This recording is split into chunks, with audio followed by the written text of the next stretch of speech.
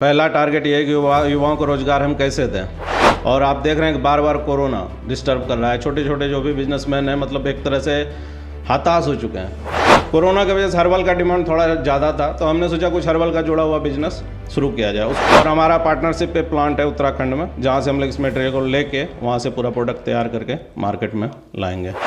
विकास तो एक ही चीज़ है। देखिए, जहाँ तक एक जॉब की बात है, आप रेलवे की स्थिति भी देखे होंगे।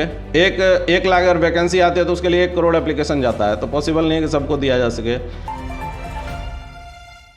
संभावनाएं कभी समाप्त नहीं होती हैं। बिहार के लोग ऐसे समय में संभावनाएं तलाश लेते हैं जब चारों तरफ हताशा और निराशा की स्थिति होती है। कोविड काल है, इस कारण से रोजी रोजगार का अभाव है। लेकिन ऐसे में बिहार के मुंगेर जिले के तारापुर के रहने वाले प्रीतेश कुमार ने कुछ ऐसा जरूर किया है जिसकी चर्चा करने के लिए आज इनके कार्यालय में आप पहुंचे हैं। मेरा नाम अनूप नारायण सिंह है और आप बिहारी खबर के डिजिटल प्लेटफॉर्म को देख रहे हैं। आइए जानते हैं प्रीतेश जी से कि ऐसा क्या कुछ करने जा रहे हैं जिससे बिहार के युवाओं को बहुत संख्या में रोजगार मिल पाएगा। प्रीतेश जी, सबसे पहले बिहारी खबर पर आपका स्वागत है। धन्यवाद। सबसे पहले बिहारी खबर और आपको दोनों को बहुत बहुत धन्यवाद प्लेटफॉर्म देने के लिए।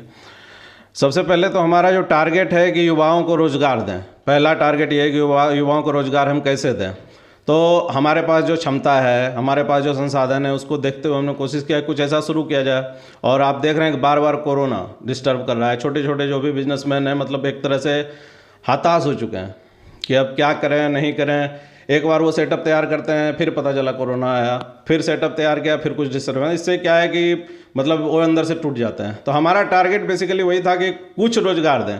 ऐसा नहीं कि हम 200 लोगों को दें, 1000 लोगों को दें। हो सकता है हम 10 से शुरू करें, 5 से शुरू करें, कुछ लोगों को रोजगार दें। उससे कुछ हमारा भी बिजनेस बढ़ेगा, साथ में लोगों को मदद भी मिलेगी और कुछ नया इनोवेटिव लाएँ। कोरोना की वजह से हर्बल का डिमांड थोड़ा ज़्यादा था, तो हमने सोचा कुछ हर्बल का जुड़ा हुआ बिजनेस शुरू किया जाए। उसको लेकर हमने फिर अभी herbal shampoo, herbal face wash, herbal साबुन, हर्बल बॉडी लोशन, ये सब हमने प्रोडक्ट अपना तैयार करवाया है, जो कि आपको नेक्स्ट मंथ से मार्केट में मिलना शुरू हो जाएगा। इसके थ्रू हम लोग रोजगार भी देने की कोशिश कर रहे हैं। आपकी जो कंपनी है इसका नाम है हर्बल कार्ट। ये नीम के लकड़ी से लेकर गांव में मिलने वाले उन तमाम चीज़ों को एक बढ़िया पैकेजिंग के साथ लोगों के घर तक पहुंचाने की पहल है। जानते हैं कहां तैयार होगा, कैसे तैयार होगा और कैसे आपके घरों तक पहुंचेगा। जी, पहले तो नीम के लिए हमारा जो मटेरियल होता है वो नेचुरल मटेरियल होता है। वो कलेक्शन हम लोग जंगलों से करवाते हैं। जैसे हमारा मुंगेर क्षेत्र में खड़गपुर हो गया, बांका क्षेत्र हो गया, कटोरिया हो गया, इन जंगलों से हम लोग नीम का जो एक्सट्रैक्ट होता है वो सब तैयार करवाते हैं। एलोवेरा का जहाँ जहाँ खेती होती है उनसे कॉन्टैक्ट करके हम ले रहे हैं। और हमारा पार्टनरशिप पे प्लांट है उत्तराखंड में, जहाँ से हम लोग इस मटेरियल को लेके वहाँ से पूरा प्रोडक्ट तैयार करके मार्केट में लाएंगे। बिहार में खासकर बेरोजगारी एकदम जिस लहर में है, इसे कोई भी सरकार समाप्त नहीं कर सकती है। प्रीतेश जी जैसे जो युवा हैं वो क्या सोचते हैं कि कैसे दूर होगी बिहार में बेरोजगारी?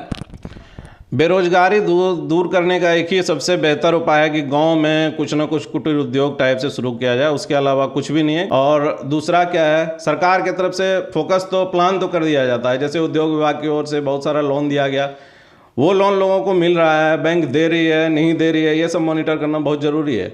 पता चला लोन में लिस्ट में तो नाम आ गया, लेकिन बेचारा डॉक्यूमेंट लेके भटक रहा है, कोई बैंक उसको लोन ही नहीं दे रहा है, तो उससे फ़ायदा क्या होगा। चलिए उसको लोन मिल भी गया, तो बहुत लोगों को ये पता नहीं कि वो सिस्टम शुरू कैसे होगा। अगर आपने लोन दिया है जिस पर्पज से, उस लोन सरकार को सपोर्ट करना चाहिए। ठीक है, ये मटेरियल बनाने के लिए ये चीज़ चाहिए, मैं वो प्रोवाइड करूँगा। बनने के बाद उस मटेरियल कहाँ जाएगा, वो मटेरियल भाई, तो उसे मैं कहाँ सप्लाई होना है वो हेल्प करूँगा, तभी तो कोई रोजगार बढ़ेगा ना। तो ये बेसिक चीज़ सबसे पहले ज़रूरी है कि इसको बढ़ाया दिया, तभी जो है रोजगार को आप मतलब जो पिन पॉइंट जो होता है जहाँ पे आप टारगेट करना चाह रहे हैं कि वहाँ पे हम बेरोजगारी दूर कर पाएंगे। प्रीतेश जी, सवाल ये भी उठता है कि बिहार में सरकार, जैसे आपने बताया, मुख्यमंत्री उद्यमी योजना है, दलित उद्यमी योजना है, महिलाओं को 50% की सब्सिडी है, लेकिन सवाल ये उठता है कि इतनी योजनाओं के बावजूद बिहार में कुटीर और लघु उद्योग नाम मात्र के हैं। इसके लिए जिम्मेवार कौन है? देखिए, सबसे पहला तो उद्योग में आप योजना बहुत सारी है, ठीक है ना, लेकिन आप कभी गाँव जाएँ, गाँव जाकर योजनाओं के बारे में लोगों से पूछें कि कितने योजनाओं के बारे में उनको पता है। कुछ नहीं पता है। अगर पता है तो कैसे मिलेगा वो नहीं पता है। अगर मिल जाता है उसका उपयोग कहाँ करना है वो नहीं पता है। तो वैसे योजना से क्या होगा, जब तक कि उसको, अब मैंने वही कहा ना, उसको बेसिक लेवल पे सरकार ने लिस्ट जारी की, लिस्ट में नाम आया तो उसको बैंक लोन दे रही है नहीं दे रही, उसको देखें, मॉनिटर करें, उसको मॉनिटर करते हुए रोजगार में कहाँ से मदद मिली हो तभी कुछ वो बेसिकली काम हो सकता है।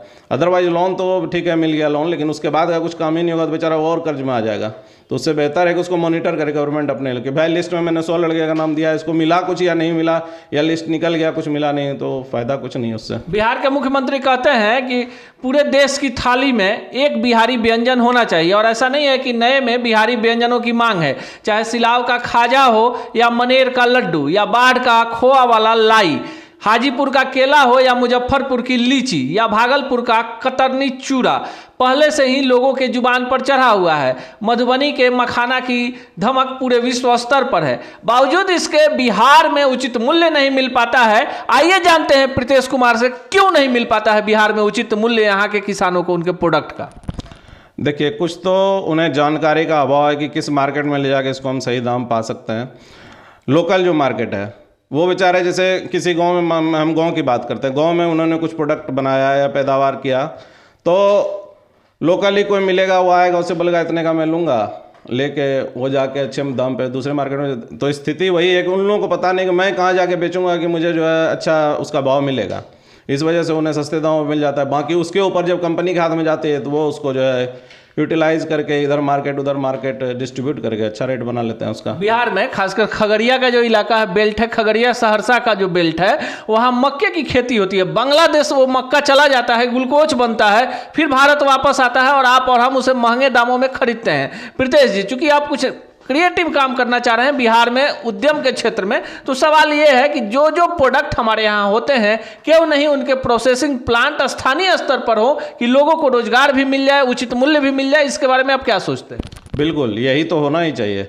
आप किसान से जाके आप मक्का कितने खरीद रहे भाई, 10 रुपये किलो, 20 रुपये किलो, और वही चीज़ आप मॉल से क्या खरीद रहे हैं भाई, तो 200 रुपये किलो, 400 रुपये किलो, 800 रुपये किलो। क्या है, उसको उन्होंने कुछ फ्लेवर डाल दिया, ये डाल दिया, जबकि आप ऐसे भी खाइए ओरिजिनल मक्का। आप सत्तू ही जानते होंगे, उसका सत्तू बनता है, रोटी बनता है, वो सब आप खा के देखिए, और जो आप फ्लेवर्ड कंपनी से ले रहे हैं, दोनों में मतलब कि पौष्टिक के आधार पे भी देखें तो दोनों में बहुत गुना अंतर आ जाता है। लेकिन फिर भी रेट आप किसके लिए दे रहे हैं? क्योंकि उन्होंने कंपनी में फ्लेवर डाल के मिला के बेच दिया, उसको पॉलीथीन का पैकेजिंग हुआ। तो थोड़ा कमी ये है कि सरकार ये सपोर्ट करे।